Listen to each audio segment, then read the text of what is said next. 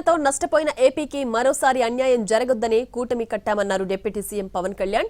విభజనతో ఏపీకి జరిగే నష్టంపై ఒక్క ఎంపీ కూడా మాట్లాడలేదని ఫైర్ అయ్యారు. తమ ప్రభుత్వంపై సోషల్ మీడియాలో చేసే బెదిరింపులకు భయపడబోమన్నారు. అధికారంలో ఉండే ఏమీ చేయలేదని, ఇప్పుడేం చేస్తారని మండిపడ్డారు.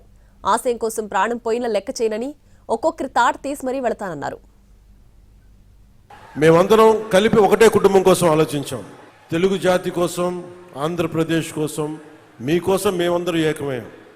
దేనికి నష్టాలైపోతుంది, విభజన జరిగింది, విభజన తర్వాత నష్టపోతా ఉన్నాం, 10 సంవత్సరాలు నలిగిపోయాం, ఇంకోసారి నలిగిపోకూడదన్న ఉద్దేశంతో కూటమి ప్రభుత్వం కోసం తపన పడ్డాం.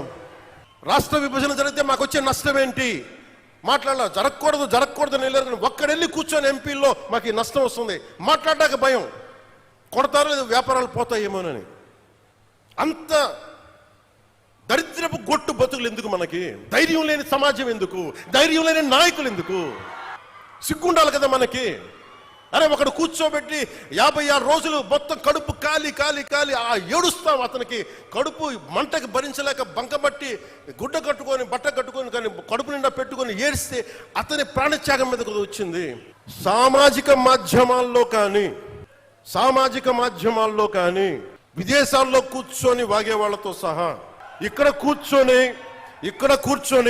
భవిష్యత్తులో మేము వస్తాం, వచ్చి మేము ఏం చేస్తామంటే, వచ్చినప్పుడే మీరు ఏం పీకలేదు మరి ఏం మాట్లాడతారు? వచ్చినప్పుడే మీరు ఏం పీకలా అంటే ఏమనుకుంటారు? మీరు కూర్చోబెట్టి మీరు బెదిరింపులు చేస్తే భయపడతాం అనుకుంటున్నారా? అలాంటిది ఒక ఆశయం కోసం నా ప్రాణం పోతే నాకు ఓకే, కానీ పోయే ముందు చాలా మంది తాట తీసేస్తానని చెప్తున్నాను గుర్తుపెట్టి. ఒళ్ళుపై తెలియకుండా, బాధ్యత లేకుండా అడ్డగోలుగా మేము చేసేస్తాం. ఏదైనా మొత్తం తీసి రోమం తీసి కింద కూర్చోబెడతాం గుర్తుపెట్టుకోండి.